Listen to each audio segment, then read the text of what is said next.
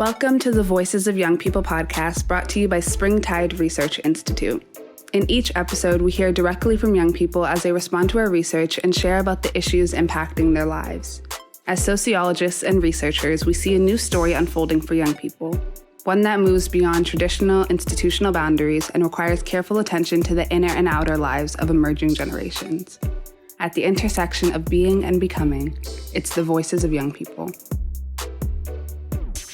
Hello, welcome back. We have another great episode for you in season 8 of the Voices of Young People podcast. My name is Marte Aboagye. I'm the head of community engagement at Springtide Research Institute, and we've so been enjoying recording this season because I'm getting to talk to mainly members from our Springtide Ambassadors program who are willing to share a sacred experience they've had and bring that to life for us, just to make all of our findings more embodied, more colorful, because we've been listening to the ways that young people describe the sacred. And all of this data is in our brand new report, The State of Religion and Young People 2023, Exploring the Sacred. So this year's flagship report has dug into what does it look like to have a sacred sensibility? What are different sacred moments that young people ages 13 to 25 have been describing? And I want to hear from two wonderful members of our Springtide Ambassadors program now. So let's get into it. Anthony, will you introduce yourself first, please? Of course, yeah. My name is Anthony Anella. I'm 23 years old and I come from Sacramento, California, but I'm currently zooming in from Italy right now. I studied religion and sociology in college, and I think that explains my interest in the Springtime Ambassador program. But I'm a big believer in storytelling and the power of stories. And I think it's important to understand people's religion to understand them. And that's why I'm here.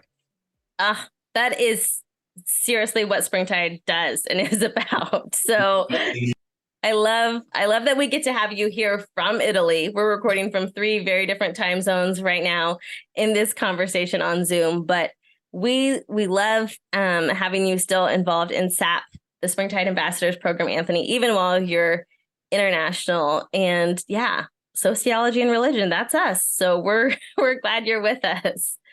Happy New Year. Yeah, Claire, we'll have you go next.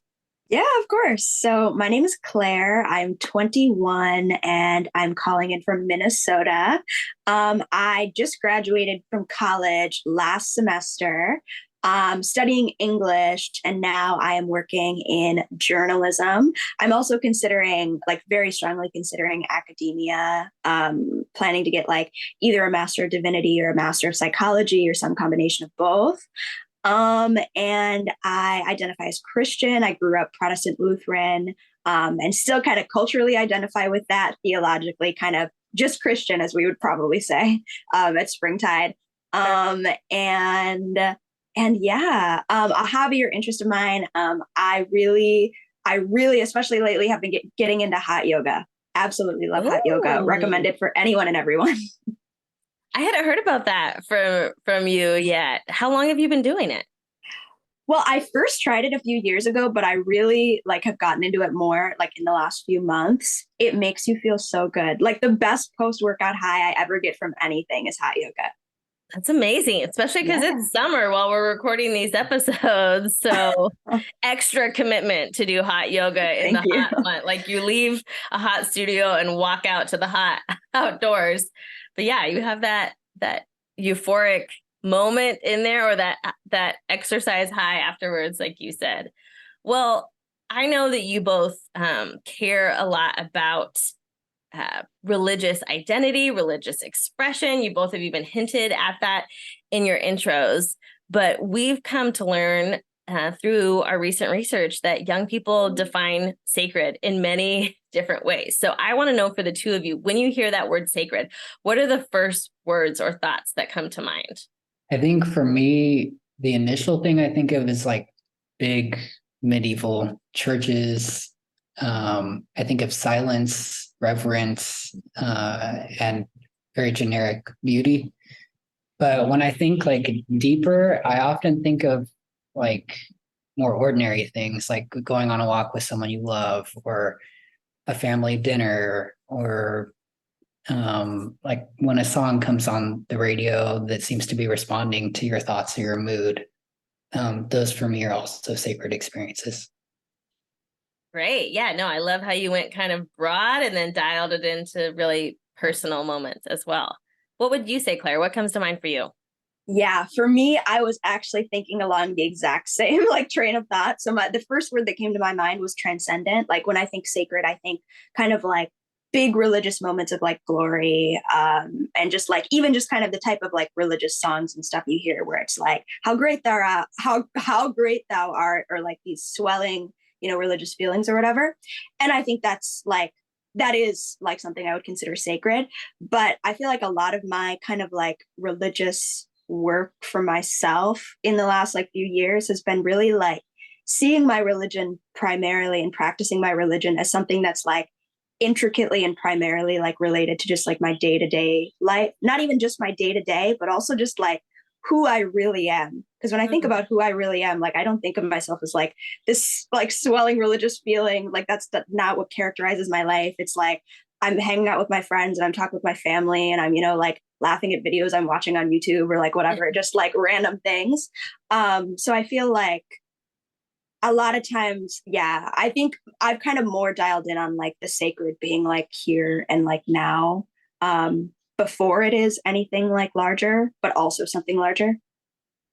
That's wonderful. I mean, you've both touched on this a little, but I'm wondering if you can just go a little deeper to say what kinds of things are sacred to you. Is it places? Is it certain practices? Is it people, things? All of the above. Yeah. I think a sacred practice for me is definitely journaling. Okay. When we think of prayer in like the Christian tradition, we often think of it being an oral experience, something that is heard and spoken. But I find it personally a lot easier to communicate with the divine when I'm writing. And so journaling for me is a sacred practice because it allows me to reflect on my own narrative, but also reflect on how my narrative is connected to all the narratives around me. Yeah, so it's all sorts of things, but that's just one place that I encounter the sacred. I love that. That's wonderful. What would you add, Claire?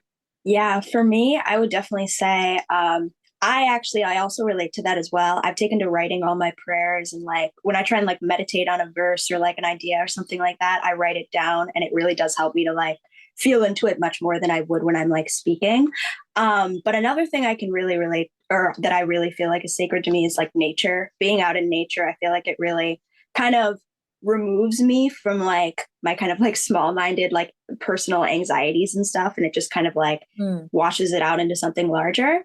So nature, and also like relationships, like just like connecting with somebody when I'm like hurting, and just like anything that like just feels like beautiful, like anything, whether it's like something literally like anywhere. Yeah, I feel like you can encounter the sacred anywhere is what I would say.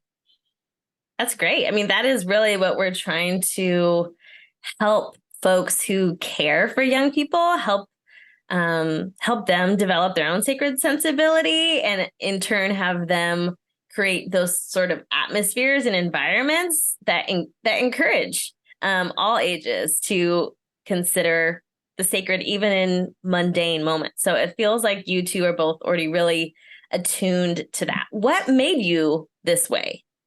Like, is there something that, or someone, or, what from your background has given you this sort of perspective? For me, oh, sorry, go ahead. No, go ahead. Oh, okay. So for me, I would say it's largely been informed by mindfulness meditation. I got into that a few years ago, in an effort to like improve my mental health. And I really think it's a wonderful practice that I would recommend. There's so much like psychological literature showing how beneficial a practice that is. And it's really like transformed my mental health. I would recommend it to others. But that practice has really like given me an experiential like understanding that like happiness and the things that I care about are like right here, right now, like in this like precise moment, in a very like not a conceptual way, but like an experiential way. I get that. And I think that's just kind of like informed, like it's informed like a lot of things for me. Definitely like how I see religion, how I see God. And I've heard like just like various like Christian religious figures. I don't know if this is exactly a verse, but like say that like God isn't in the past or in the future, like God is in the present. And I really do believe in that. Yeah. Thank you, Claire. What would you say, Anthony? Are there certain identities, practices like Claire alluded to, beliefs, etc., that have shaped this view for you? Definitely, yeah. I think largely the way that I look at the world and approach the world is influenced by my religious upbringing. And I was also raised Protestant Christian, like Claire said earlier. But yeah, so obviously in the Christian tradition, we use the word sacred. But I think there's another term in Protestant circles that's a little more prevalent, that is maybe synonymous, and I would say that's inspired. And so, yeah, how I kind of approach all of this, I'd say that lots of things are inspired. And this is kind of where I've moved away from the tradition that I grew up with, is that they would say that only some things, or a very small amount of things in this world, are inspired. But I think there are very mundane things, like we've been talking about, that are inspired, that are sacred.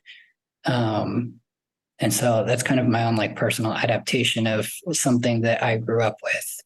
And that's mostly informed by my own lived experience, from just acknowledging that I just had an experience that my tradition may not have said was sacred, but it felt very sacred.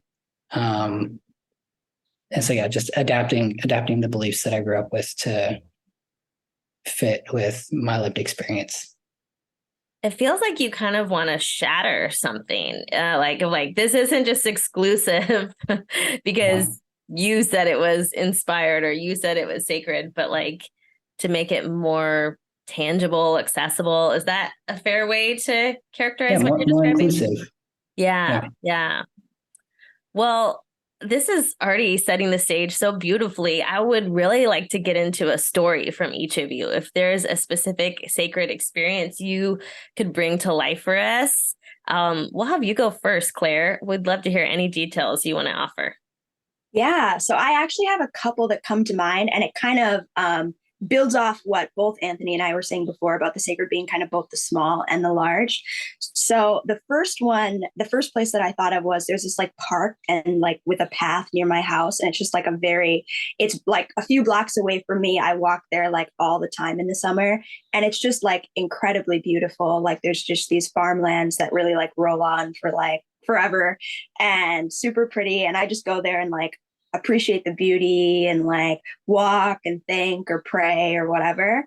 And it's just very much like the place I kind of go to, where I like, when I'm there, it like makes me feel like I'm a part of something that's so much bigger than any of what I'm anxious about or whatever. And that I'm a part of something beautiful, like no matter like what I'm feeling. So that definitely kind of like sweeps me up into like the bigger like religious feelings, in like not even always in like a dramatic way, but it just makes me like very practically grounds me in like feeling like I'm a part of something larger. But then another place that I think of, I thought of this one of the first times in Springtide. We were having conversations about like the concept of the sacred was, I would consider my bedroom that I'm in right now a place that's sacred for me. I've grown up in this house, so I've lived here since I was like 6 months old. It's all I remember. And it kind of represents like, for me, like who I am when no one else is around. This place is like held all the seasons of my life. Like I definitely like, it's like almost hard for me to wrap my mind around like the person I am now, like I lived here when I was like in high school in a very different like phase in my life, very different experiences I was having. And even back when I was like a little girl, like these eras of my life, I can like barely remember what they even felt like. Like it's all been like in this room. And it's just like held and witnessed so many like transformations within myself. And I feel like it very much like kind of represents the profundity that is just in like the ordinary, like every day, because this is like my ordinary every day. So yeah, and it's like it's like I'm reading here, I'm considering ideas and like praying here, and it's like I really feel like I'm myself when I'm here. And then my third experience, which is also more of a bigger religious, like transcendent type experience, was I recently went on a conference, like a conference for student journalists interested in like Christian religious reporting, put on by this Catholic organization called the Veritas Institute. And there I got to go to the Basilica of the National Shrine of the Immaculate Conception. So it's this beautiful basilica in Washington, D.C. I believe one pope has called it the most beautiful basilica in the Western Hemisphere. It is just incredibly like transcendently beautiful. It's like they have different parts of it dedicated to all the different like styles of basilicas all around the world. So it's like you can see like styles of like religious architecture from like Africa, Asia, like all these different parts of the world. And it's just like very, very beautiful. And I went there. I went there like every day while I was there for the week-long conference, just for mass, or just like if I had a moment downtime, I would just go walk around in there. And I was literally, I was in like just kind of one of the corridors, like when we had like a break period and just like going on a walk or whatever. And it was just like this gold adorned corridor, like probably 20 or 30 feet, like tall arched building or like arched ceiling. And I was just standing there, and I really felt like, I just felt like in this like transcendently beautiful place, like this extraordinary like building that I feel like with basilicas, why like they captivate me so much and captivate like many people so much, is because like I think the beauty of the building really represents like the beauty of the faith. And it's like that's what you feel, that's like kind of what you're feeling into when you're there. And I really kind of felt like very intensely, acutely, that like I'm meant to be here right now. It felt like a very clear like affirmation for me of the professional path that I'm on. And it's like I'm a newly graduated college student. Everybody's anxious about like, oh, what are like my career, and like am I making the right decisions, and like all of that. And it really just felt like a capital P purpose moment. That's kind of how I felt there. I felt like just this acute sense of like, I'm doing what I'm meant to be doing. Like I'm on my path. And yeah, it was a beautiful, wonderful moment that felt very sacred to me. Oh, Claire, thank you. All these different scenes, they kind of build upon each other, like out in nature, walking. And yeah, it's a place that you're there frequently. It's not like I took this special trip and I was only there once in my life. There's some, regularity and familiarity to it, as well as your bedroom space, which really encompasses that. Like I think you said, it almost bears witness to just who you are day in and day out. And so there are these spaces, one's indoor, one's outside, but you're there with such consistency. And you're able to be most fully yourself. And then you go to this grand, gorgeous basilica, that is a very different place, but it's showing already in these different scenes you've given us that you're noticing and feeling the sacred in many different contexts, in many different places. But yeah, that confirmation of like, you're exactly where you're supposed to be. I've heard that in other stories from young people. I think that is a big marker of what Gen Zers, at least, are telling us is defining the sacred for them, is this confirmation of who you are, where you are in life. Like you said, there's so many stressors. There's so many expectations placed on you as a recent college grad, but for you to just feel like you're you're living in your, like you said, capital P purpose. That was beautifully put. I mean, a lot of what you're saying, it feels like it connects to other themes that Springtide has explored in terms of just finding a sense of meaning, finding a sense of purpose. I think it's really interesting for you that the sacred is connected to those feelings, those sense of confirmation. Thank you. I love that you brought 3 different places alive for us as well.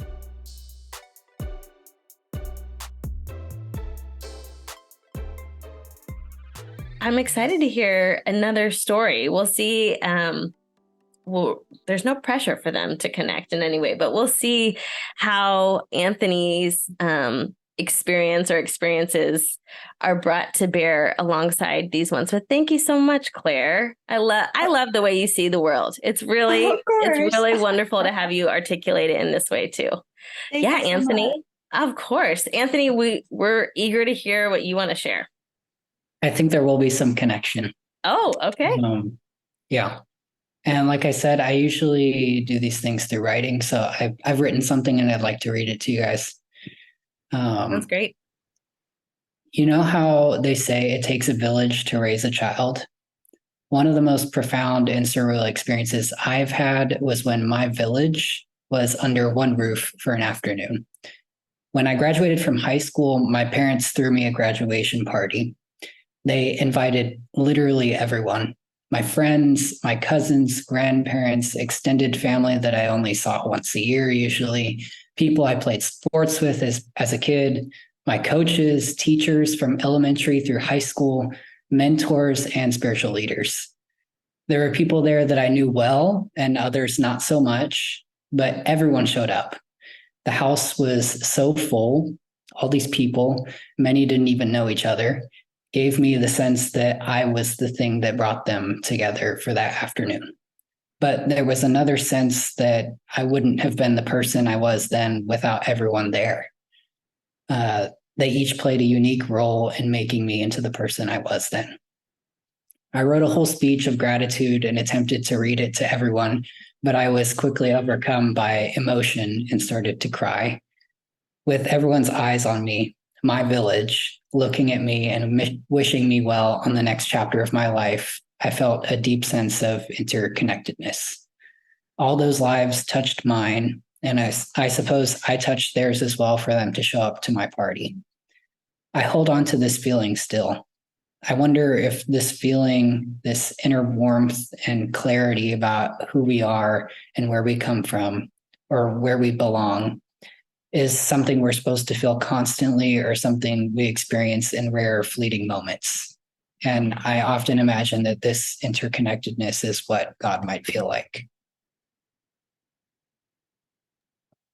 Oh man, interconnectedness. I don't know if you remember, Anthony, that is one of the markers in Springtide's definition for the sacred. It's that sacred experiences are something, what we've heard over and over again in our qualitative and quantitative research is that they are experiences of either awe, wonder, gratitude, deep truth, and or interconnectedness. And that interconnectedness, I feel like was described by Claire as like a lot of it is kind of a connection between you and the divine, if that's a fair way to put it, Claire. And for Anthony, it was interconnectedness to your village, your people, maybe to a sense of yourself as well. That interconnectedness can be defined on many different levels. And I hear that in Claire's as well, that interconnectedness sense within yourself. But you're right that there's so few moments where you get to have people who've known you from, preschool to high school graduation, all in one room, all in one tent. Like that's a rare moment. And we did hear in our research a lot that these sort of significant life milestones, sometimes it's like a bar or bat mitzvah moment, or like these coming of age moments were often where people were saying that was sacred. There was something really significant about that and the people in the room and the transition that was being honored there. So high school graduation, I mean, that's several years back for you now. You've already had a college graduation since then. And yet it feels like you're able to pinpoint and look back at that specific moment as being really defining in your life.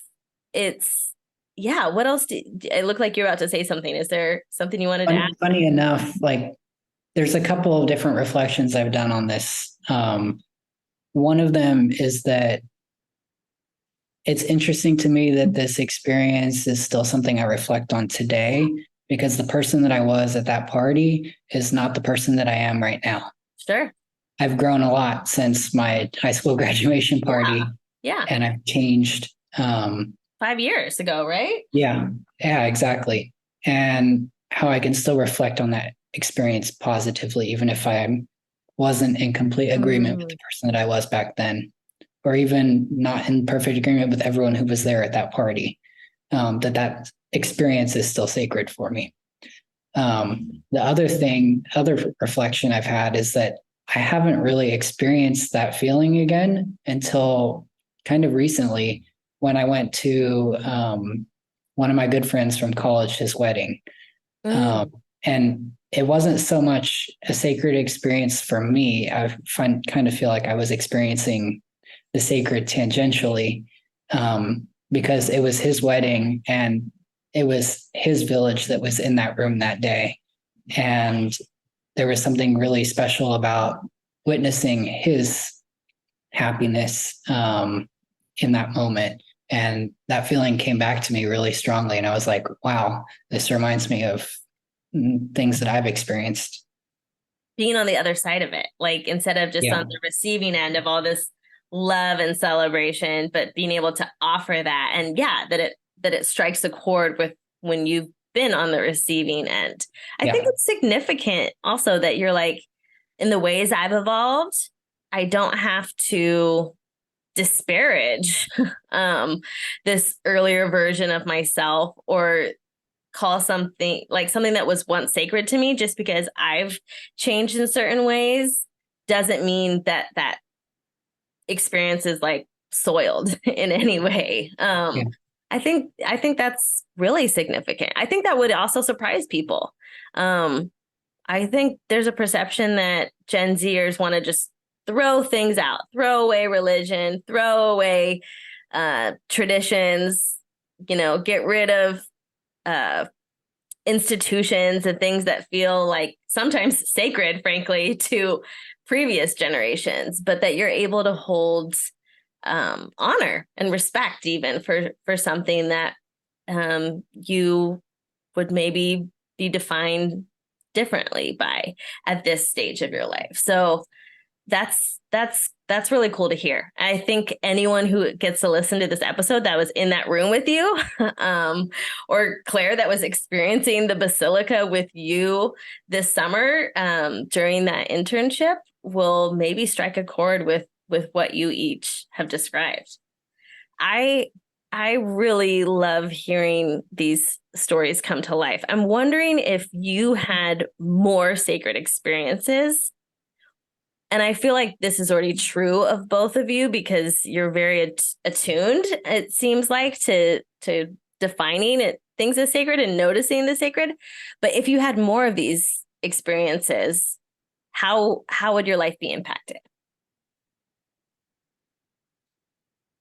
For me, I feel like that's kind of been a bigger something I've been trying to incorporate into my life, like throughout the past few years.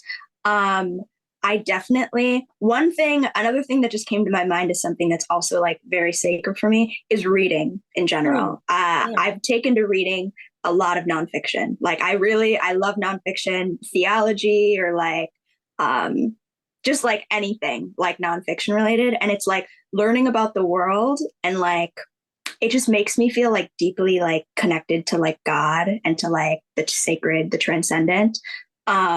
And I try and do that often. I try and like go on walks every day, and I try and like really like structure my time around like the things that feel like sacred and like enriching to my soul and stuff. And it's really like I mean, it's changed my life a lot for the better. I feel like now I'm much more like able to articulate these things, and I'm just like naturally aware of these sort of things because I've like made that effort. But I also definitely feel like it's something I like want to continue to grow in. And yeah, so yeah. Great. That's great. Yeah. I mean, just the different pathways you've illuminated. Sometimes it's walking in nature, sometimes it's reading. For Anthony, he said prayer for him is more significant in writing. It doesn't always have to be this verbal practice. I feel like you've given folks, peeks into your own life and possible pathways for other people to be attuned to sacred moments in their own spaces, in their own lives. What would you say, Anthony? How would your life be impacted just with noticing the sacred or having sacred moments more regularly? I think I'd feel less alone in the world, just from the simple fact of feeling more connected to others and to like what we've been talking about, that transcendence. I think that would be the natural effect of experiencing the sacred more often. That's great to hear. I mean, we're continuing to do research on loneliness. That's something that Springtide has been looking at since the beginning of our work. And the fact that, Gen Z is the loneliest generation recorded so far. And just what you described, that the sacred could make one, encountering the sacred more regularly could make someone feel less alone, I think is really important for people to hear, because sometimes in Western religion, I think the sacred is boiled down so much to this individual encounter. And the way you're describing having the sacred more regularly, it seems like it's about not like there's still, I'm hearing from you, a connection to the divine, but it's also about connecting to people and humanity. And I hear that from both of you, really. But I think that's important for folks listening to hear. I'm wondering if there's anything else that you really wanted to get into this conversation that hasn't been shared yet. Is there something that you think I should know or our audience should know about sacred moments, or just really about helping other young people experience the sacred in their own settings? I had a thought based on your response about the community and something you just said as well. I feel like with community, like so much of the beauty in it is like, even within like my own life and my own faith and whatever, it's very much like, I think in a very healthy and like necessary way, like a striving effort. Like I'm striving for more of like, I'm trying to make myself a better person. I'm trying to like experience more of like the things that are good in my life and whatever. And I feel like so many times when I'm like connect with community, it makes me feel like everything that is good, everything that I like want is already like perfectly here. Like, even if like the people that I'm around are not like they're perfect people, or not like they haven't necessarily like harmed me in some, way or another, but it's like just the power of being together, I feel like just makes a lot of times really makes you feel like everything you need is like here. And that's just something I love about like community.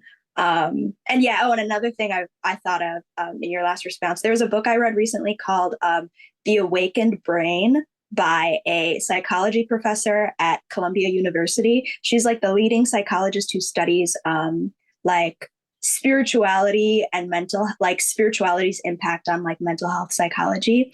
And she just has so many interesting findings in there about first of all, like just about the spiritual, like the mental health benefits of like a spiritual like practice. And also just kind of how like she views like not only just like philosophically, but like scientifically, she views spirituality as like spirituality and depression as like two sides of the same coin, which is really interesting. So like depression is obviously like a very challenging, negative, degenerative like experience, but then she sees its like potential like like people that have had histories of depression or that are like inclined to depression, a lot of times end up having like stronger, more robust spiritualities as a result. And so she had that finding, and she has all these other findings of like community, personal practice, how they impact mental health. And it was just like I read it recently and I really loved it. So I wanted to recommend it to anybody who's interested in that. That's great. Oh, that's great. That feels like it aligns with so many Springtide themes. Like you're so good at bringing in Springtide's, both of you, Springtide's other catalog beyond exploring the sacred and making those connections.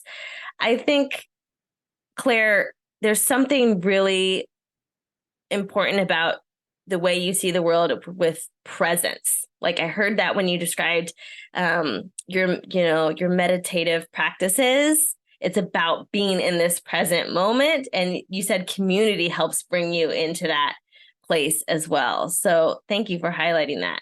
What last thoughts or anything else you want to make sure you get into the conversation do you have, Anthony?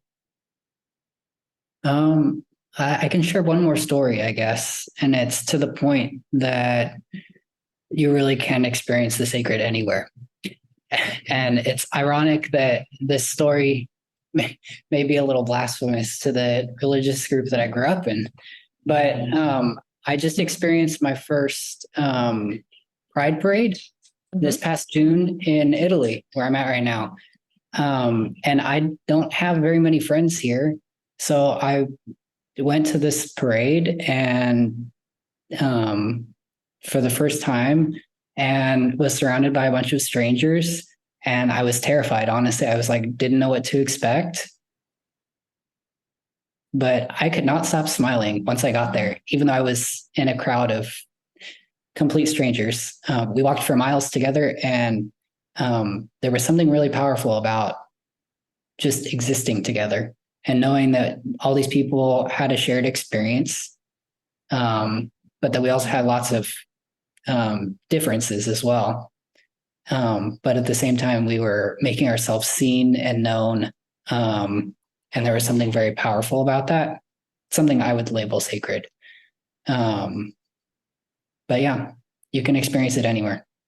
Absolutely. Oh, that's a great note to end on. Thank you, Anthony. I mean, it again goes to this sense of interconnectedness that I think is really palpable in all the examples you've shared.